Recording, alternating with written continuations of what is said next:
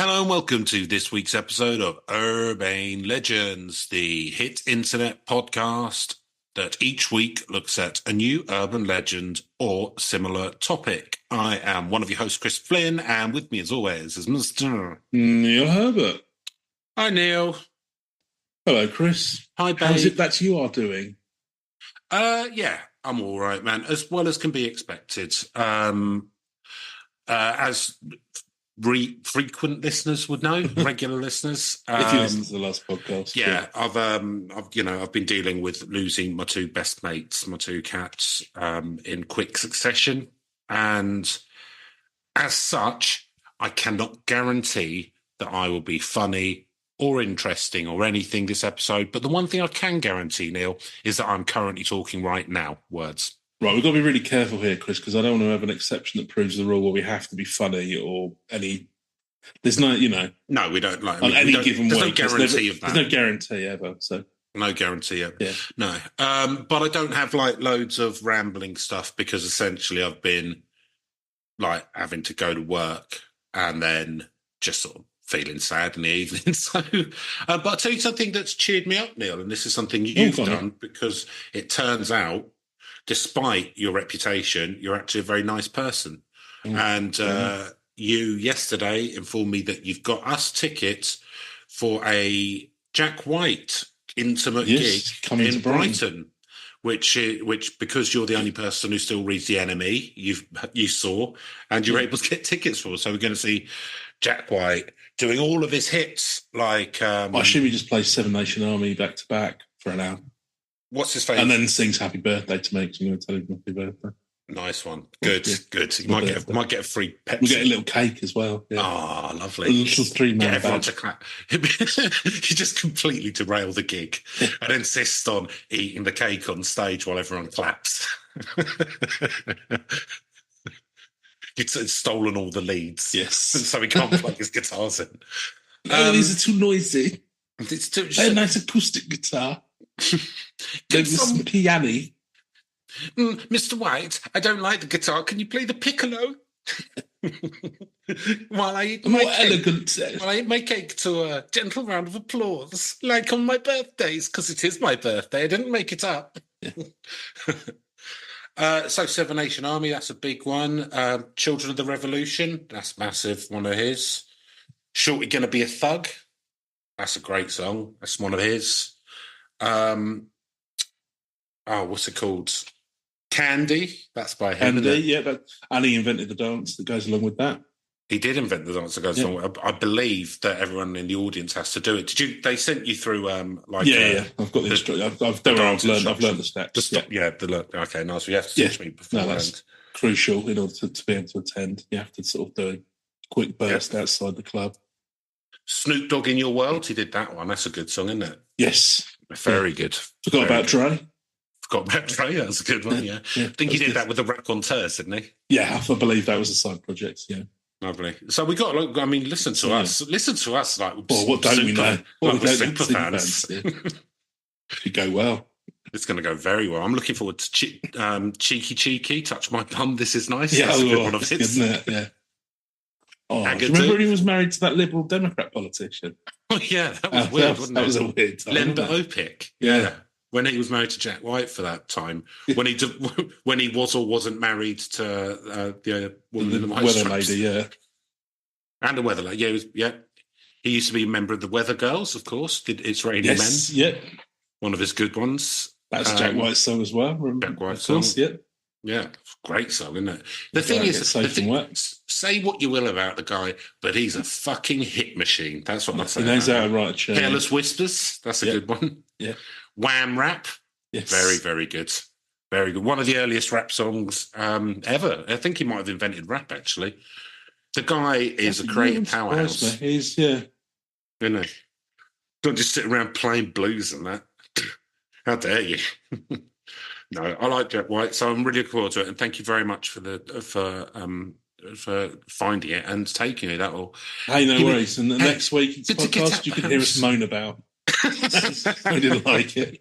No, it should be good, actually. I think it'll be cool seeing him in a reasonably small venue as well. Yeah, weird that he's coming to Brighton as well, and he's only doing 3 dates in the UK for this. Yeah, it's odd because they're Was it what's like his face came down to London? Brighton. Like Bob Odenkirk. I think he did one in London. And then I can't remember where the other one is. It could be Manchester. It's nice and close to London, though, isn't it? Yeah. It's only an hour. It's fine. Yeah. And it's easy enough to get down to. Also, it gives him a bit of street cred hanging around in Brighton for a bit. Absolutely, yeah. Absolutely. It's kind of street cred that we have and he can only dream of. We're like the Detroit of the UK. During the Motown era. Yeah.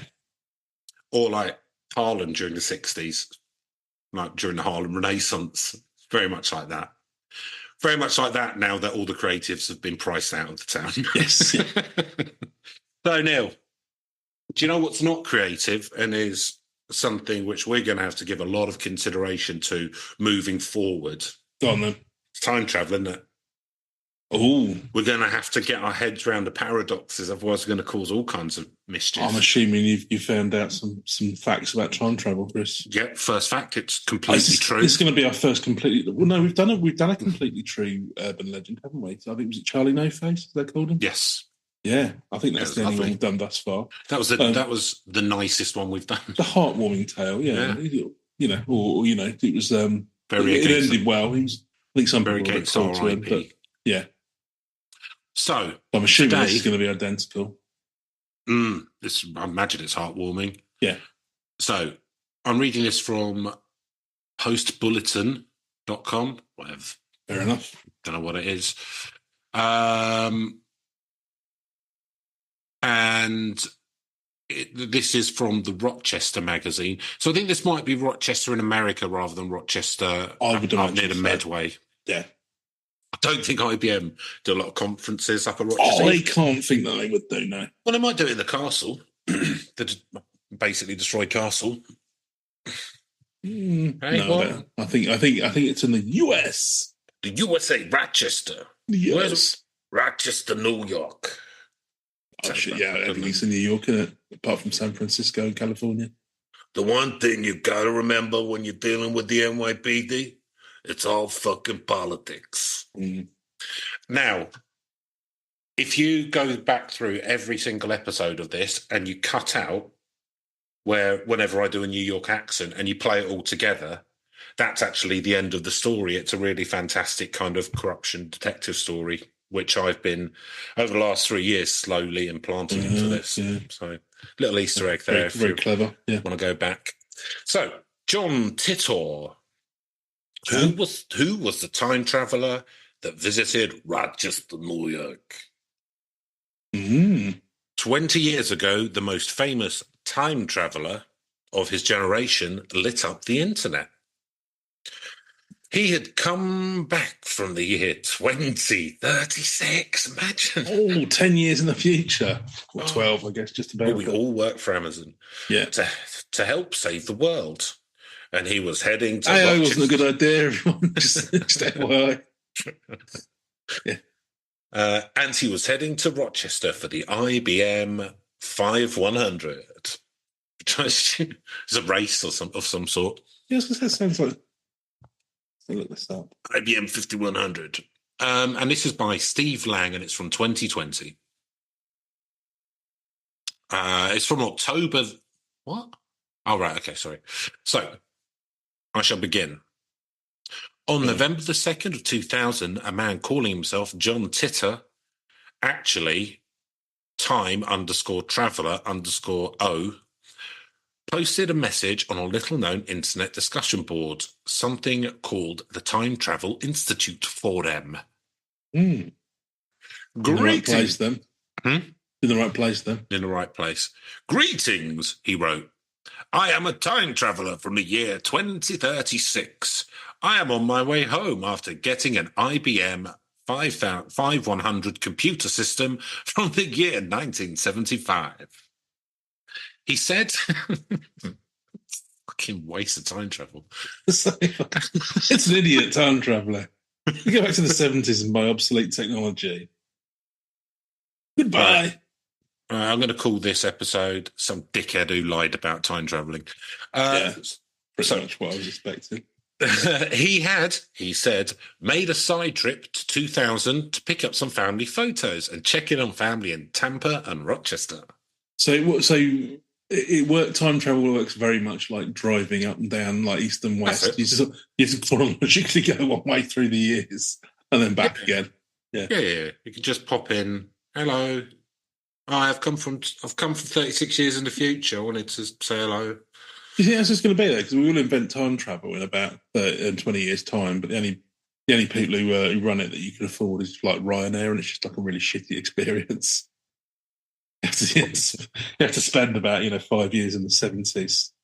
I mean, like, do you know what? Working at McDonald's or something.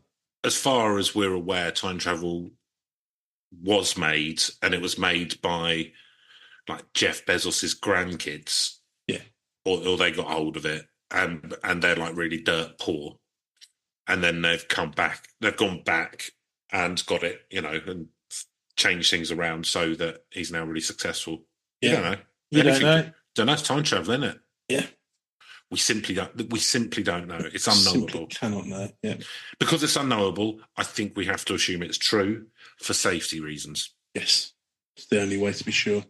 So that introduction posted to the kind of paranormal / extraterrestrial / conspiracy theory message boards that were just finding a foothold on the internet would set off a 4-month flurry of whats and what ifs, as Titor answered numerous questions, told readers about his life in 2036, and gave us glimpses into our own future. Ooh. Over the next 4 months, Titor's 570 or so internet posts would describe an upcoming civil conflict over a US presidential election, warn us about mad cow's disease, and tell us about the impending nuclear war with Russia. To be honest, all sounding quite likely, to be honest with you. Yeah. I'm getting more swayed now. But what I'm thinking is, like, I mean, how bad is it if he's time traveling back here and like just popping in to see family and stuff? It's hardly crushed civilization, has it? Well, if they've still got time to invent time travel, although maybe they had to do so. Well, so he's just abusing it. He's abusing it, and someone else is desperately trying to stop. There's loads of time cops after him. I meant like. I'm trying to think of he's kind of like a Mr. Bean character, maybe. Yeah. Sort of accidentally fell into the time thing. To the time flux. I know what I'll do. I'll get myself an old IBM machine. I've always wanted one of those. And go and see my grandparents in Tampa. Scare the fuck out of them. And get them to change their will. Yeah. At knife point. So on March 24th of 2001, John Titor signed off. He was heading back to 2036. Bring a gas can with you for when the car dies on the side of the road, he wrote. Farewell, John. Confusing John. But the John Titor phenomenon was not over. It was, in fact, just beginning. Because those 4 months, those 570 or so posts would lead to a website, johntitor.com, numerous books like John Titor, A Time Traveller's Tale, a movie, Time Traveller Zero, a stage play, Time Traveller 00, and a video game, Steam's Gate. Those posts would eventually lead to private investigations and lawsuits, and plenty of people who didn't want to talk to us for this story. Lovely. The backstory, the future. In 2036, I lived in Central Florida with my family, and I'm currently stationed at an army base in Tampa, explained Titor in one of his earliest posts. The people that survived the Civil War and then the limited nuclear conflict with Russia grew closer together. Life is centered on the family and then the community. I cannot imagine living even a few hundred miles away from my parents. He was, he said, a member of a military unit, the 177th Temporal Recon Unit, whose missions were centered around returning to the past to retrieve specific items necessary for survival in 2036, like an IBM. Yeah, like an old IBM, that's clearly... Titor's current mission, to travel to Rochester, Minnesota in the year 1975 and to retrieve the then-new IBM 5100, arguably the first portable computer. He was chosen for this mission, he said, because his grandfather had been on the IBM 5100 team. Irrelevant for choosing someone for a retrieve mission, I would say. Apart from he might... no, irrelevant, completely irrelevant. Well, they might not have any photos or anything of it left anymore, so he's they all got burned, did they? Yeah. Every they got photo. burned during the Civil War. Because apparently, the year 2000 was, he predicted that was going to be a massive disaster. Loads of people were going to die, so that panned out. Well, I mean, loads of people did die. People are dying all the time. That's true. That's a pretty easy prediction, isn't it? Loads of people will die this year. Yeah. Loads will be born as well. It's all right. It's the way of things. It all pans out. You can't do anything about it. The 5100, Titor said, was needed to debug various legacy code computer programs in 2036. He described a very simple and unique feature that the IBM removed from any future desktop computers. In order to take advantage of this feature, the 5100 required a couple of special tweaks that had to be done by one of the software engineers in 1975. Anyone who is familiar with this feature will be able to tell you what it is. BD, a Rochester guy, was able to tell us what this is. And yes, we can only use his initials. Back in 2003, when we first wrote about John Titor, we reached out to BD, who had been the second engineer on the IBM 5100 team in Rochester. Here's what BD told us. That unique feature, that the secret function, existed. And BD helped to create it. The specifics here are probably irrelevant to all but the biggest computer geeks, but the 5100 featured an interface between the assembly code surrounding the computer's ROM exterior and the 360 emulator hidden beneath it. Easy. Yeah. I've got a perfect crystal clear image in my mind now of what's happening there. It was called a dramatic step forward, and IBM kept it quiet. Back then, BD believed that John Titor could be a creation, a prank, one of his IBM team members from the 70s. But when we showed him Titor's post, he said that the info was derived from the information that was available on the internet. No members of that 5100 team, he said, would use the phrase legacy code. I'm not a Star Trek watcher, he told us. Somebody's just trying to tickle someone else. Today, BD is no longer at IBM. He's well respected he's a well-respected area business person, well-respected Rochester resident.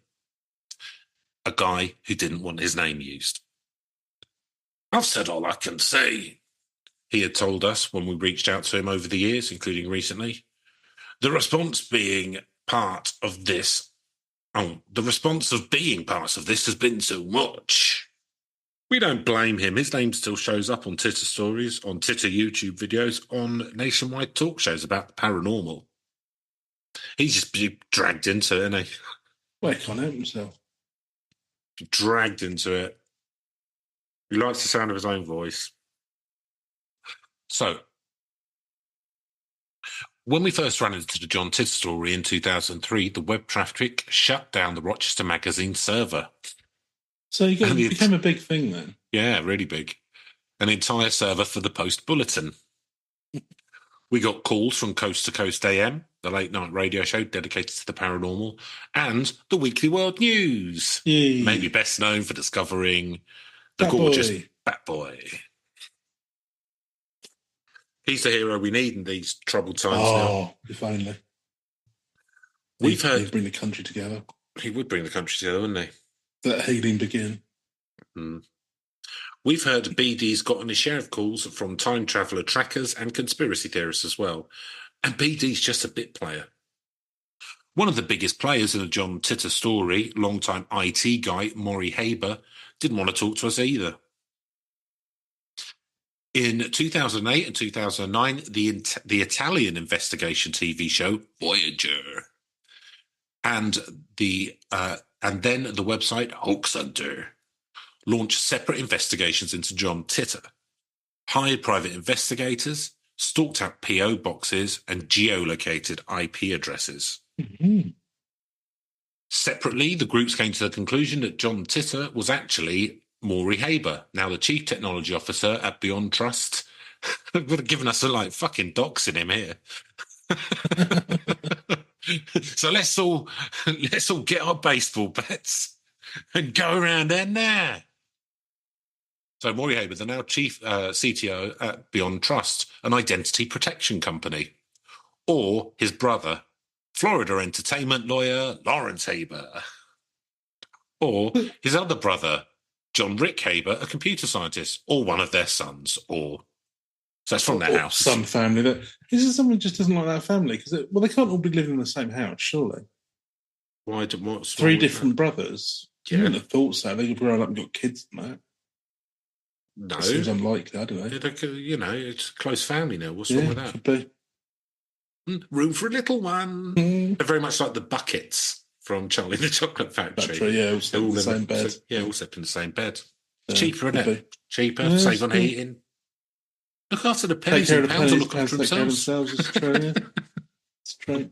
Weird that we both thought that at the same time. Yeah. Maury did finally send us a statement. Just to set the record straight, I am not John Titor, nor do I know who he is or if he really exists. This is an alias bestowed upon me by the internet by conspiracy theorists, fact-finders, and fanatics.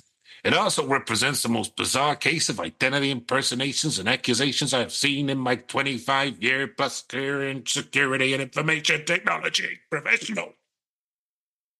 Furious. There you go. My identity has been stolen by threat actors on the internet who claim I'm John Titor.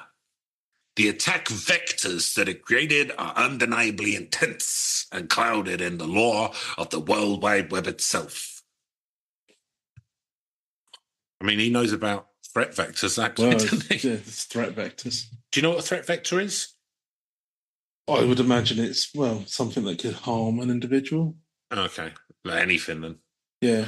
I don't know. I mean, from an perspective, you'd think it would be something like, something where a bad actor can intrude into a system or something like that. But I don't mind. I've got nothing to hide now. Yeah. Nothing to hide. Keep on saying that. Nothing to hide.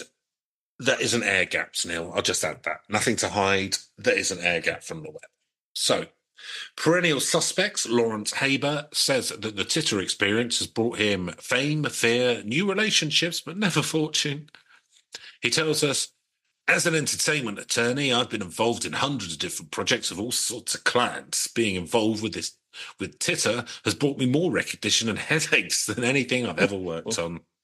Regardless of the many theories out there about who John Titor is, I still don't know for sure who the time traveller from 2036 was, says Lawrence. It's not me. It's not my son. It's not my brother.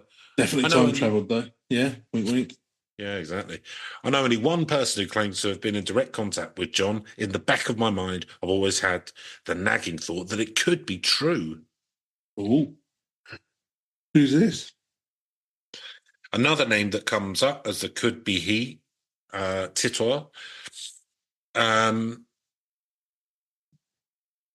sorry, another name that comes up on the could be he Titor discussion boards has a Rochester tie. Joel Kostich, who grew up in Rochester and now works in media production in Orlando's. He has a background similar to Titor's. Supposedly, he has ties to the Habers. Allegedly, filed a trademark for John Titor merchandise. He never responded to our quests. Lots of people didn't. Here's a warning. Here's a warning. Don't Google John Titor. The cast of characters alone will take you down all kinds of internet wormholes that you will emerge from and say, did I really just spend 2 hours on that? So what I would say is now that Google is fucked, you can go ahead. You'll be fine. It's basically impossible to find anything anyway. Managed to look up some sweet merch, but I imagine it's just people putting it out there. So they've got a John Titor was here t-shirt. Very good. And it's got his little diagram of his little bridge thing or whatever it is. I'm with Future. Yeah. What else have we got? Time Traveller AF. It's got that. Yeah. You don't have to be mad to be a time traveller, but it but it helps. helps. World's greatest time traveller mugs. That kind of thing. Yeah, mostly t-shirts. It looks like it's just like the laziest kind of Lazy, yeah. T-shirts, probably Redbubble or something, isn't it? Yeah, there's a Redbubble one. Yeah, Lovely. they've basically taken an image of some text from the internet and put it on a t-shirt. Fuck it, why not? Yeah, so I can't buy it. Literally, what you're saying? Like just wearing our John Titor t-shirts because we're wearing our John Titor t-shirts, yeah. Cool. Which we're wearing, of course, at the Jack White gig. Yes, be another way to amuse the crowd. Yeah, I'm kind of thinking it's more our gig than his, to be honest. But really, yeah. I mean, we're the ones who live in Brighton. So I'm going. We'll play it by ear. We'll see how it pans out. We might let him have a song or two. Yeah. So characters like computer engineer Marlin Polman, who applied for a patent for a time traveling machine based on Titor schematics, and who was later sentenced to 6 years in prison for drugging and assaulting 4 women. So nice guy. Okay, well, yeah. An amateur sleuth, John Hewson, who posted a 40-minute video comparing phrase uses of Titor's post to that of his prime suspects. I was just thinking about how that guy tried to get that through the patent office. So what exactly is this? How does it work? Don't know. Saw it on the internet. But you can't patent bollocks, mate. Well, I mean, you can, but it doesn't. Well, no, but it has to. Yeah. It's of a function, yeah. Yeah. And Pamela Moore, who claimed John Titor provided her with a secret song that could be used to verify anyone who may come forward claiming to be John. Oh, just how intimate was the relationship? That sort of thing. For every player in the Titor story who doesn't want to talk, there's one who really, really does. Someone who hopes it's real, someone who's open to the possibility, at least. Clearly isn't. If John... Sorry. Different. If John Titor did not time travel, the perpetuating of the legend was an impressive undertaking that involved a substantive amount of creative man-hours and integrity, says Mike Suave, author of... Oh, beautiful. Who authored the John Titor legend. I have no hard evidence, only glimpses of this nature. But as a theory, the breaching of temporality would explain a lot of anonymous activity in the world today, he says.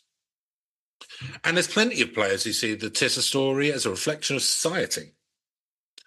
As an internet template, one of the first for future conspiracy theorems, you've got to remember the context here. In 2000, only about 350 million people worldwide had internet access. We were using 56k dial-up modems and watching Dancing Babies and the Hamster Dance. Oh, you might have been. Nope. None of that stuff was ever any amused or interested. No. Staring into the blue of a desktop screen, reading posts from some place like China seemed almost otherworldly. Titor was fascinating because he stuck around and talked to the people. It was the first time any conspiracy theory was truly interactive, says Jacob Desjalias, producer of the Crackpot podcast. Sounds good. Turn it off, listen to that. Yeah. We learned a serious lesson about the persistence of conspiracy, says Desjalias. Even after several decades of debunking, reality checks and investigation, Titor persists, and all it took was a little bit of insider knowledge about the 5100 computer model and declaring that timelines alter a little when you jump around. Predictions. So we're moving into predictions. Nice.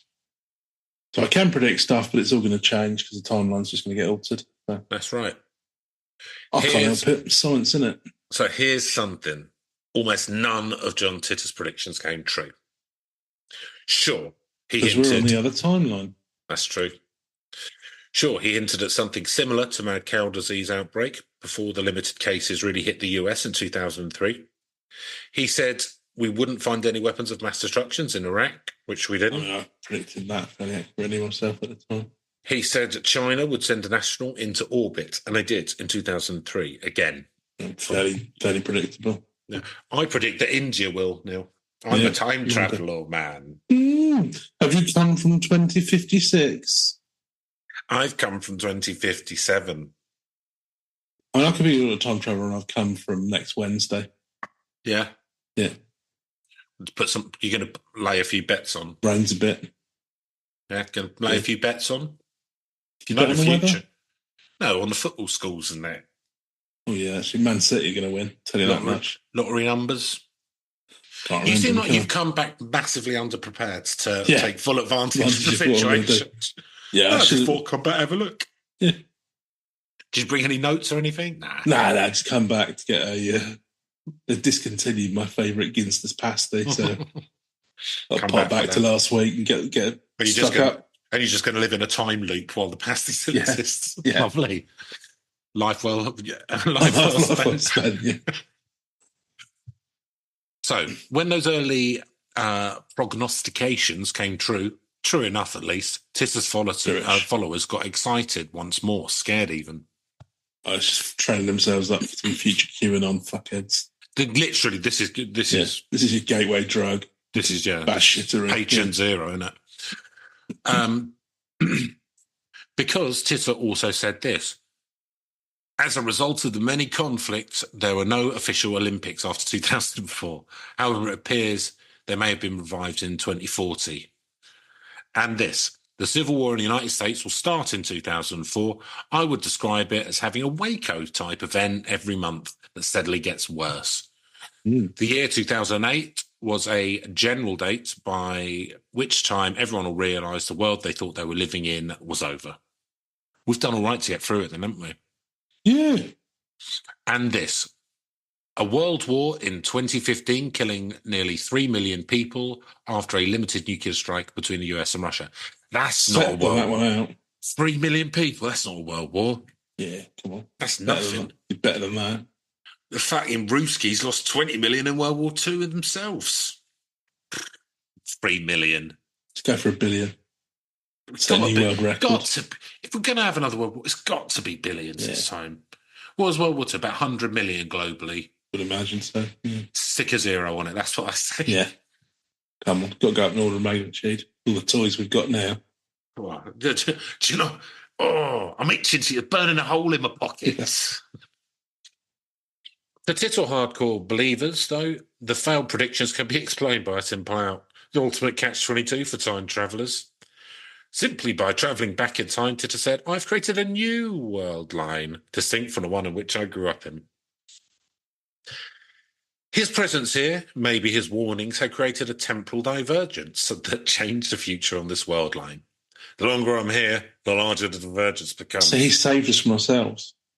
He's a fucking hero. Warning, he's the best. I don't know why you called him like a lying prick. I'm just making up a load of stuff about Thunder. I think he saved us all. I'm not in a good place. He's like a reverse Buck Rogers. Yeah. He went back in time to...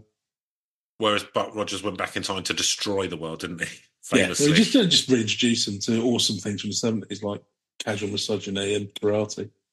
Yeah. So, the advice, the aftermath. I don't expect anyone to believe me, wrote John Titor. And I have nothing to sell. No, fair enough. Somehow, 20 years after his first appearance, people do still believe in John Titor, and he still has nothing to sell. I like how this is written. This guy's a good writer. I like him. What's his name again? I've forgotten. Little look. Give him a shout out. Steve Lang. Steve Lang. Of the Post Bulletin. SL. Which is, I think... The Langster. I think that's something to Rochester, New York. Fair enough.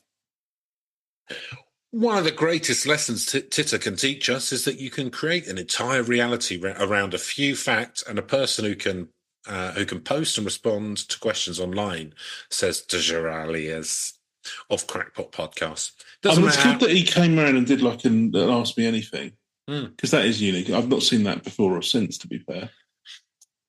Isn't it pathetic that I think the Unabomber would be a lot more famous still if he'd, engaged with his fans on social media. He's pretty famous. I mean, I know that was kind of very much against his thing, but yeah, I don't know. But Yeah, I'm railing against technology. Oh, I do love the internet. Oh, I like the social. Really can't keep off the socials though. I know I shouldn't. I've had to put my phone on black and white to try and get me off it.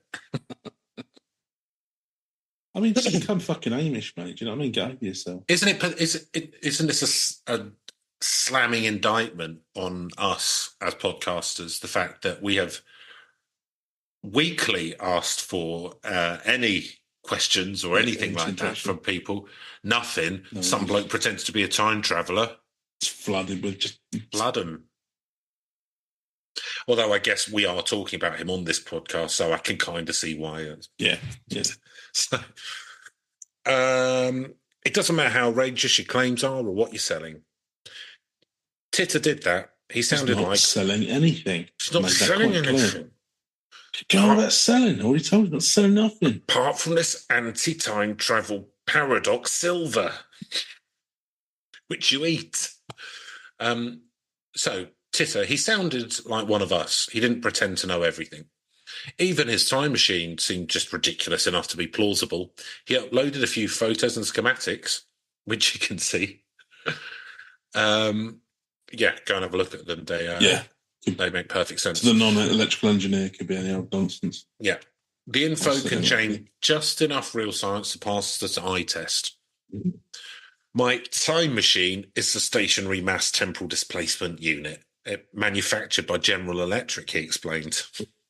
The unit's powered by two topspin dual positive singularities that produce a standard offset tipless sinusoid.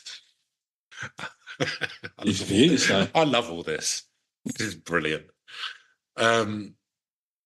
Also, it was housed in the trunk of a 1967 Chevy convertible, then later moved to a Chevy truck. The idea was to find a vehicle that would not draw too much attention for the time period, he said. Yeah, unlike the fucking DeLorean. I was going to say, yeah, that would have stood out in the 80s. Mm. Or in the, well, going back to the 50s, wasn't it? It wasn't the 80s, but yeah. First car to be made entirely of stainless steel. Yeah. Yeah, there's a, you know. All right, how much does that weigh then? Well, there isn't a scale there isn't a scale strong enough to take it. Yeah, it's 0 to 60 in about 50 minutes. That's the thing, right? That film could only work like in a sport, like with the DeLorean. It wouldn't have worked with any other car because any other sports car isn't made out of stainless steel, and getting to 85 mile an hour isn't actually all that tricky. Yeah. Whereas, yeah. Like, oh, no, we've gone already. Lose some of the girders, Marty. Maybe we chip off some of the rust. Yeah. So he said, just stopping off in Tampa and Rochester in 2000 to pick up some old family photos, to check in on some family members, and fuck it, take a break. He then had to drive back to Tampa in 2001 to travel to Tampa in 2036. The machine only moved through time, not space, Neil. Get your head screwed up. Oh, okay. I'm not a physicist, Titor wrote. Time travel's only a tool that allows me to do my job. Most airline pilots are probably not aerospace engineers. Can't argue with them. He's got a point. I mean, just because I can get on a train doesn't mean I know how to drive, how to build a train engine. It's true, isn't it? Yeah. He answered questions. He answered. I quite like. I like how this is written, and I quite like his attitude as well. Yeah. Do you know what? This might end up being a heartwarming tale. It might do, yeah. He answered questions. Does time travel affect you physically? I'm not aware of any physical damage to my DNA. I do, however, seem more susceptible to colds. Well, it's different. You don't have necessarily the immune system. Yeah, no. It just confuses the immune system, all that time travel. Talking about his life in 2036, which is the bit which I've been looking forward to. Nice. I suppose an average day in 2036 is like an average day on the farm. I live in a community made up of tree houses. Oh, it's like an Ewoks. On a large river in Florida. The river floods sometimes, and we have access to the Gulf. Most of our neighbours make a living off the sea or by moving cargo by boat. He even chastened us. Perhaps I should let you all in a little secret, he wrote. No one likes you in the future. This time period is looked at as being full of lazy, self-centered, civically ignorant sheep. Perhaps you should be less concerned about me and more concerned about that, he said, taking a turn. Oh, Mudgie's not wrong, is he? Oh, John Titor for Prez. That's what I say. He put the mirror back into our face and said, "Never mind me, what about you?" Well, I don't even know why you're bothering asking questions about me claiming to be a time traveller. Moderator, moderate thyself. You should be looking after your communities. That's not what John Titor can do for you. Then, on March 24th of 2001, he loaded the IBM 5100 into the 1967 Chevy Corvette. Right, back off to 2036. He made a final post, maybe for his own benefit. Bring a gas can with you when your car dies on the side of a road. Then presumably left Rochester, maybe drove south down Broadway to catch the 52 south to the I-90 east to head back to Florida and to head back to 2036. And John Titor was gone. If he ever was here. Did John Titor time travel? Yes. This is Mike Suave. Oh, Suave. Whether or not the John Titor story is real, it has afforded me a higher level of credulity regarding the time travel question. Having planted a flag on the Amazon, I knew certifiable loons would contact me claiming to be involved in a temporal hijinks. What I didn't grasp was that I was also planting flags cataloged in time. Eerily credible individuals have shown up to speak to me about the time travel at events when there's no pre-existing public knowledge I'd be there. The implication eventually dawned on me that I had posted of attending the event afterwards, predicting my presence only to someone with knowledge of the future. I have no hard evidence, only glimmers of this nature. But as a theory, the breaching of the temporality would explain a lot of the anonymous activities in the world today. Not wrong. Oh, and there's a picture of him, and he is suave. Is this the you got like a bald, you got like a skinhead? Yes. Yeah. And a mole on his cheek, like me. Yeah. But he's got a much, much smaller face than me, much smaller head. He's got a tiny head, hasn't he? Well, not tiny. Normal size. I mean, yeah. Sometimes I forget about my. We're like those Easter Island cunts. Do you know what I mean? Yeah, it's true. So, Jacob DeGirales, producer of the Crackpot podcast. DeGirales. Okay. I'm sorry that I've got your name wrong if you ever hear this. No, Titor is a creation. You can trace the whole thing back to people who worked on the IBM 5100 and other ideas. But what's the fun in that? But I'd love to think that in 2036, we'll come across Titor in all his glory as he heads back in time to solve the year 2038. Unix problem that we have coming in the future. Mm.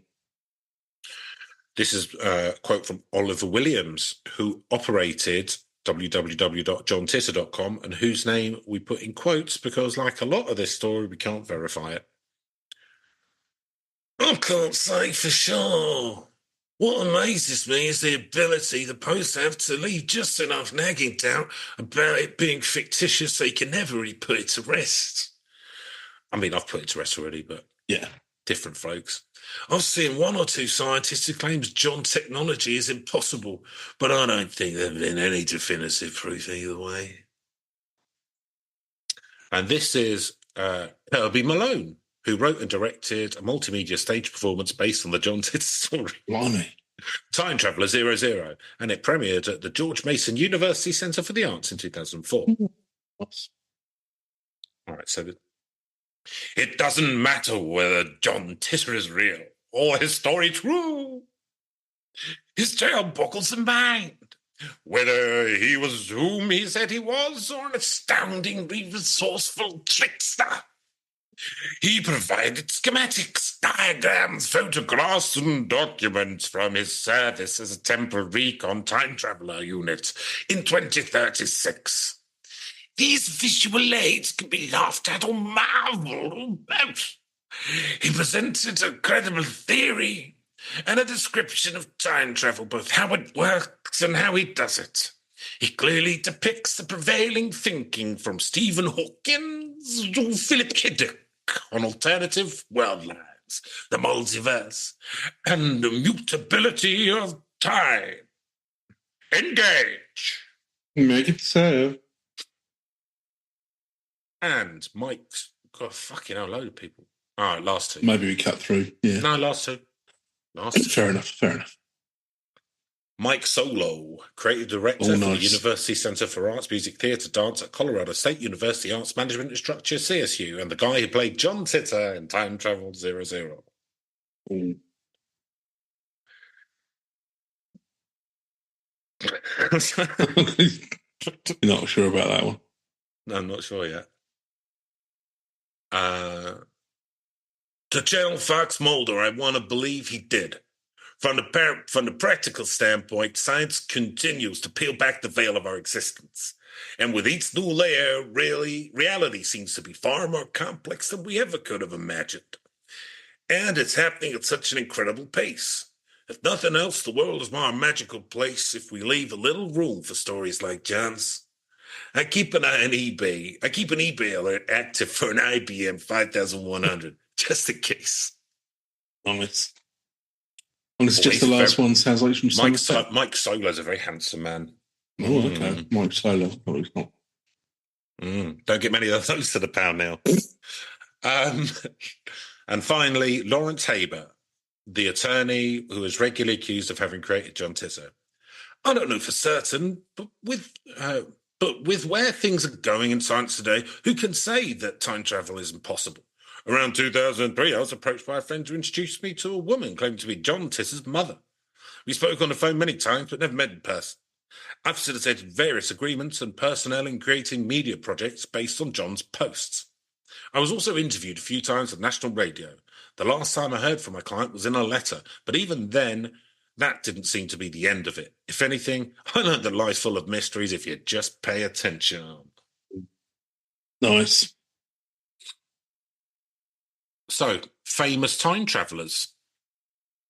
Got a little bit here about famous time travelers. Okay. I was looking at some, what was it? I was watching some, I think it was that bullshit documentary series which Amazon have wasted money on that I told you about. Oh, right. Unexplains thing. I think that's actually where I found John Titor, actually. So it's worked for me. Worked out for you then. But they had there's loads of photos from the past. Yeah. And it's like someone who looks like they're wearing modern clothes, or like someone scratching their face. I've seen this before. So they look like they're on the phone. To be a time traveler. Yeah, or you look some painting or something where somebody, they look something that looks like yeah. So, famous time travelers. Yes. Time traveling hipster. A photograph from 1941, deemed to be genuine, shows a guy in what appeared to be modern clothing, sunglasses, printed T-shirt, attending the opening of a bridge in Gold Bridge, British Columbia. Researchers, though, determined the sunglasses have been around since the 1920s, and the shirt's probably a sweater with a zonal emblem, maybe from the now defunct Montreal Maroons ice hockey team. I can see why it's defunct if you call yourself the Maroons. Yeah. And that tiny camera hanging from his neck. Kodak was producing those by 1940 as well, dickheads. Yeah, take a taste of that. Not as advanced as you think. We haven't just invented everything yesterday. Yeah. The iPhone was a bit weird, though. Yeah. Anyway, and the time traveling device. Yeah. Charlie Chaplin, time traveler? Well, he was so funny. He must have come from the future. Yeah, definitely. Because he came back and made The Great Dictator, the film, which he did with his own money. Studios wouldn't touch it. Yeah. And that brought down Nazi Germany. Yeah. So that's time traveler shit. Good lad. In extra footage from The Circus, a Charlie Chaplin silent film from the year 1928, a woman walks by holding her hand to her ear in the same way people do with cell phones. It set the internet ablaze when the footage was rediscovered in 2010, though experts say she was probably using a portable hearing aid. Also, we're guessing her reception would have been spotty since cell towers would not yet have been invented, nor satellites, nor any of it. Yeah, so less spotty and more non-existent. Unless they did. Maybe that's what. Charlie Chaplin built a load of those as well. Eiffel Tower. Yeah. That's 6G, that motherfucker. Yeah. The iPhone in a 1670s painting. There we go. It's just someone holding like a bit of paper. Yeah. It's like someone handing someone a note. No, it's an iPhone. No, Definitely, time travel exists. Yeah. Like, what kind of mental gymnastics are you doing? Like, you must be teetering on the fucking edge to look at that and go, right, well, time travel exists then. Yeah, clearly it does. And because, the guy who painted it, he, has a photographic memory and just, I don't know what that is, but I'll just make sure I capture that little detail. In 2016, you're on iPhone. Oh, here we go. In 2016, Apple's CEO, Tim Cook, during a presentation at Startup Fest Europe, sounds intolerable, showed a slide of Pieter de painting and jokingly points out that the man is holding an iPhone. The painting, though, was created in 1670. Time travel? Plenty of people on the internet thought so. Fuck's sake. It was just a joke by Tim Cook. Even though the painting is titled "Man Handing a Letter to Woman in the Entrance Hall of House." Not a great title, but very much restricted. They were very literal. The Dutch impression, not impressionists, what we call them. Them ones that dealt with light and that. Yeah, light lads. Yeah, light boys. The ancient astronaut. Not aliens though. By the early 1990s, reports surfaced of a recently discovered sculpture apparently showing an astronaut in a cathedral in Salamanca, Spain. A cathedral dating back to 1513. The cathedral, though, was renovated in 2002, and an artist, Jeronimo Garcia de Quinones, added a modern touch to a new sculpture. So it's just a new sculpture. These are really easy to disprove, these. Yeah, please. A mummy wearing Adidas? Because Adidas was the first time that stripes existed. Well, no, because Adidas has been around since the 3000 BC. That's actually what... a lot of people don't realise that they started with the ancient pharaohs. Well, the interesting thing is it turns out that Göbekli Tepe, which is like 40,000 years old or something, I can't remember, it's not that, maybe 32,000 years old, the kind of oldest site they've found, like man-built site, megalithic site, was actually an Adidas factory. Yeah. The sweatshop, an ancient sweatshop. It was a sweatshop, yeah. Weirdly, though, the conditions then were still better than they are now. No, yeah, well. Oh, well. Can't fight the market. In 2016, archaeologists unearthed an ancient mummy who had died maybe 1,000 years ago, high in the mountains of Mongolia. It's not even that old. Wearing boots over her Adidas? Well, no. The boot material and the style matched the era, and the woman was probably a seamstress. And she was found with a sewing and embroidery kit, and a clutch bag, and a mirror, and a comb, and a knife, and more. Yeah. So... I'm glad that they decided to debunk this for us. Otherwise, I'd be just terrified out of my tiny little head. So here's some timely advice from John Titor. Posts to your ears, Neil. Nice. So he's advising you, Neil, personally, of how to prepare for the war-torn future. Good to know. Number 1. Do not eat or use products from any animal that is fed and eats parts of its own dead. Okay. Fair enough. That's not hungry. This one, I'm going to say it, but it's not relevant. Yeah. Do not kiss or have intimate relations with anyone you don't know. Well, not relevant for either of us. Learn basic sanitation and water purification. Again, not relevant. Be comfortable around firearms. Learn to shoot and clean a gun. Yeah, right. A miss. Get a good first aid kit and learn how to use it. Fair enough, isn't it? Find 5 people. This is a good one. Find 5 people within 100 miles that you trust with your life and stay in contact with them. That's just good advice. It's generally good life advice. Yeah. Get a copy of the US Constitution and read it, motherfucker. Come in handy when the Civil War breaks out. Yep. Eat less. Good advice. Yep, Get a bicycle and 2 sets of spare tyres. Ride it for 10 miles a week. Fair enough. Get yourself fit, yeah. Consider what you would bring with you if you had to leave your home in 10 minutes and never return. Just a go bag. Keys and wallet. Fine, innit? It's all in the go bag. Don't worry about it. So that is the John Titor story. But before we go on to our scoring, Neil, you drew my attention to something around a time-travelling theory, which just as a little extra, we'll do a little Easter egg or a little whatever at the end here. I'd like to hear more about it. To hear about, I'm going to go from Wikipedia, the Time Cube. The Time Cube. Yeah. It was a pseudoscientific personal webpage set up in 1997 by the self-proclaimed wisest man on earth, Otis Eugene Jean Ray. What's the name? Eugene? Otis Eugene Jean Ray. So he called himself Jean Ray. Jean Ray. Self-published outlet for Ray's theory of everything, also called Time Cube, which polemically claims that all modern sciences are participating in a worldwide conspiracy to teach lies by omitting his theory's alleged truth that each day actually consists of 4 days occurring simultaneously. Right, good. Alongside these statements... So, just quickly, how is he defining what a day is? Because we define it as a rotation of the Earth. Well, hang on a minute, we'll get into that. He does actually... It's somehow hard science here. Oh, alongside these statements, he described himself as a godlike being with superior intelligence who has absolute evidence and proof. Good. He asserted repeatedly and variously that the academic world had not taken Time Cube seriously. That's true. And his website expired, his registration in 2015. Right. Buy it.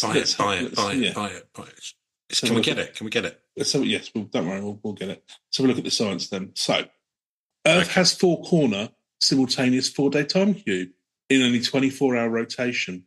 4-corner days, cubes 4-quad Earth, no 1-day God.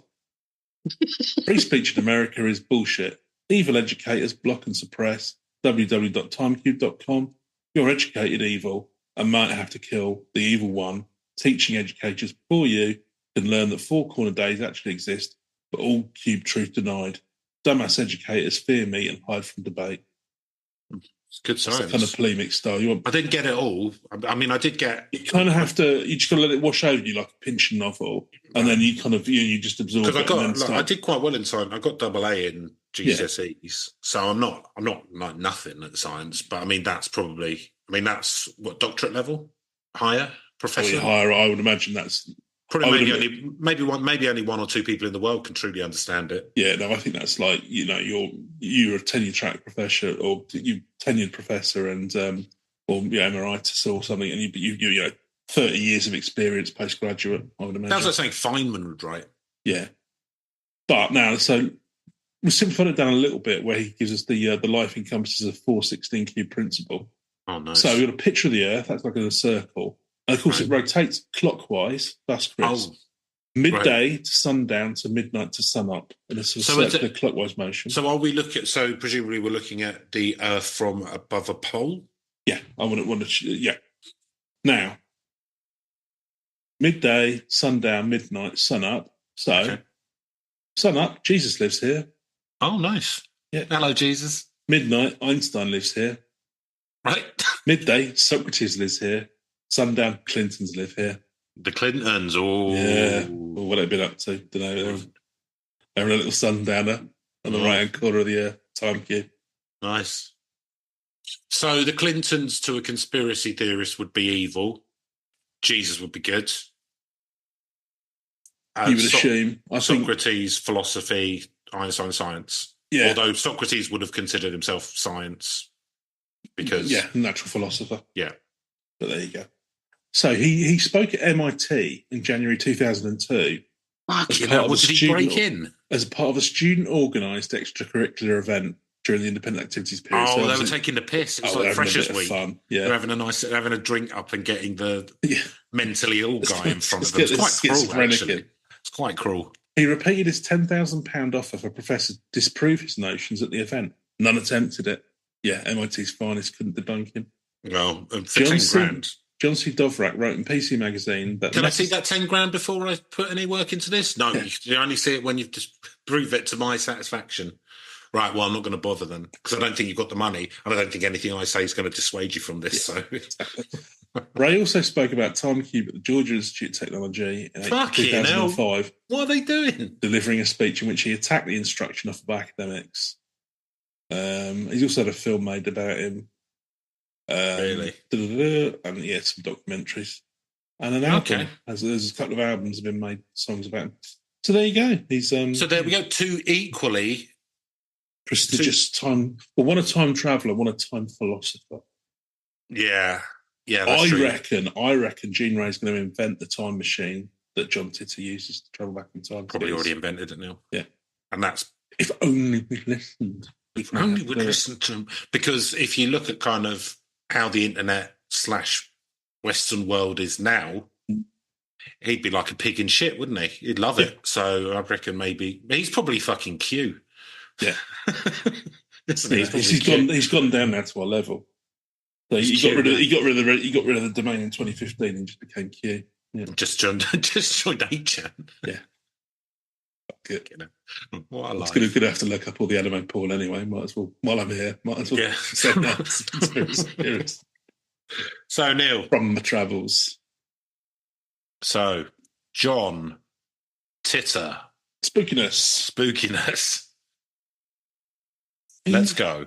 It's not going to be a home for spookiness, is it? It's kind of, I suppose, it's not even like he's gotten stuck in the 70s or whatever. He's just kind of come out for a lovely day out. But I'm going to buy a computer. No, he needed to buy the computer because if you remember, first edition Dungeons and Dragons manual. In between the ROM coding and they needed it as the parallax base. Yeah, then to prove 4-day cube is time god. Yeah, and he needed that, and that was the only computer that did it. Yeah, okay, fair enough. Sounds unlikely, but it is fair enough. Yeah, it is. Shut up. My story. Civil War and that, except that never actually happened. Thanks to John. Yeah, more inspiring, really, isn't it? Yeah, and I'm going to give it a 1. It's not spooky, is it? It's not. It's not through no fault of its own. It's your ideal urban myth does want a bit of spookiness, but no, it's not a spooky one. It's the heartwarming tale of a brave man who came back and saved us from ourselves. So I'm going to give it. It's going to be low, but it's not quite a 1 for me, just because the idea that there could be time travelers going around fucking around with our futures, like we don't, that it's quite spooky to think that you have no agency. So I'm going to give it a 2, a big 2. Believability. Well, what can I say? The guy talks a lot of sense. Theoretically, time travel probably can happen. As someone who very well knows the 1976 IBM 5100, he was bang on with all that. Yeah, all the facts straight. Yeah. But I think the thing which lets it down is I don't think we will have achieved time travel in 12 years. So I'm going half marks, giving it a 5. Inherently, it's quite unbelievable for me, so I'm not sure about time travel as a concept. It might be theoretically possible with massive amounts of energy or whatever, but yeah, or I don't know. Scratching the and surface. Logically, it doesn't make any sense. Things like grandfather paradox and what have you. Well, if time's a cube, it does. That's true. Gets rid of all the paradoxes. 4 simultaneous days. Let's see. Yeah, I mean, who knows? There might be something beyond certainly quite easily beyond my comprehension. So maybe, but no. This problem is he's made all these predictions that haven't happened, and then he can use the whole but that's timeline's changed. But I mean, literally nothing he's come out with has come true. No, the only thing I'm going to give him, China in space. I quite like his kind of quite prosaic answers. Yeah, that's a nice touch. I haven't seen that elsewhere, so I'm going to give him a 4 because of that. I like the cut of his jib. Yeah. So narrative premise. I think this is the highest one for me. Yeah, it's going to be a decent score for me as well. Let's go on then. Okay, I'll go first. yeah, not a high, but kind of like there. Yeah, well, it's quite. I quite like the idea because normally you have someone and it'd be like Terminator, where they've got to come back and save the world or something like this. I really like it's just pop back to buy a computer. Yeah. So get some photos, need get some chip, pictures. just like spend a bit of time with the grandparents. Don't see them anymore. Yeah, just hang out, get mildly annoyed at people on this chat site. Give them, end up slagging them off a bit. Oh, mate, maybe get your own fucking house. I reckon he's a fucking. Having read these rules again, I reckon he could be the bloke in Rochester who owns like the local bicycle shop. It could be, or the guy who used to run Black Bunker. So any of you rehearsed, unlikely event if you've been rehearsed in the Black Bunker studios, right? These two guys should put a little laminated list of You should probably rules. explain what that is. Okay. Yeah. I don't know if it even still exists, but there are various little independent rehearsal rooms where you can go and play your guitar or what drums and what have you in Brighton. So I don't know if it still exists, but there used to be one in Steam. There was a converted toilet. Yeah, an underground toilet. Yeah. And it'll be cleaned out. It was a nice enough studio, good equipment. But the guy who ran it was kind of like quite, he liked things done his own way. Imagine a comic book guy, but for music. Yeah, kind of. And he had a little laminated list of things that you shouldn't do. I can't remember what it was like. Don't smoke in the studio and sort of, whatever. Don't put watery stuff on the amps, blah, blah, blah. But yeah, that kind of thing I would imagine. Kind of like, just a list of, kind of person who puts up laminated lists of what you're not supposed to do. And it's, yeah. So yeah, could have been run by that guy. Or could be that guy. I don't know what this is. I don't know why I've gone narrative into this. Premise. Just say a number. Yeah, just say a number. 7. 7, nice. So I like this narrative premise. I like the fact he was fucking answering things. He did it for a long time, like 570 posts. Yeah, he committed to the bit. Give him that. Committed to the bit, big style. It's also kind of like spun off into other things. I think the thing like this, it sounds like a really early internet conspiracy, this, but in a way that it wasn't like just someone writing a story of like a ghost coming or whatever. Yeah. They were actually, it's like we said, it's like an early fucking QAnon thing, right? Yeah. So, although I'm not happy that those things have developed, I guess we can't blame this because essentially it's a bit of fun, right? Yeah. I like it. I like that he's done all I like all his responses. I like his slightly sardonic style. It's a bit like Will Self or something, isn't he? Yeah. Something like that. And I like Steve Lang's writing style, the guy who did the article. I'm going to give it an 8 for narrative premise now.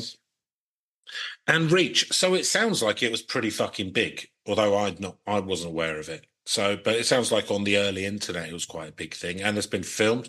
There's been a play. Yeah, there's been plays. There's been books, songs about him. Yeah, so it's got a reasonable reach now. So I'm going to give it a 6. No, I'm not. I'm going to give it a 5. I lied. Yeah, likewise. I think you can't because I don't think it's one of those things like early internet. It was probably big, but you got to remember that it was a much smaller audience back in those days. So it was just all geeks making each other laugh, which is fair enough. But yeah, I don't.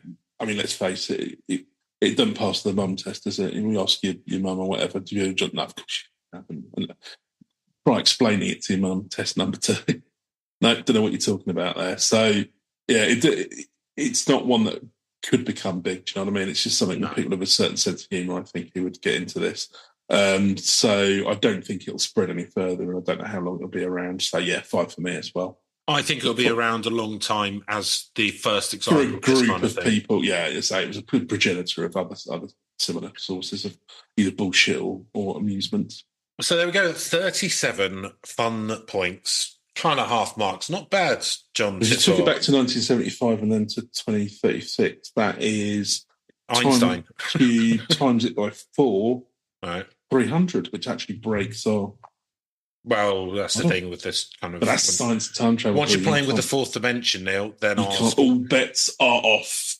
It was made abundantly clear. If you go back to the first episode, we said our scoring matrix only works in the third dimension. Yeah. Or in the second and third dimension. Does not work in the first, does not work in the fourth. We've never promised that. You can try and go to an ombudsman, but I think they've got bigger fish to fry at the end of the day. So just a warning. Just a warning there. And we're Take us insured. through the courts. We'll see you. Yeah, We're insured up to the rigorously fucking defend eyeballs. ourselves. Yeah. So that's John Titor and time traveling. Nice. We will be back next week. I'm not going to do all the stuff, the socials and stuff. You can figure it out if you're interested. It's in the show notes, but you're not. And I hope you're all doing well. And we love you very much. And have an enjoyable week. And we'll be back with something probably spookier next week.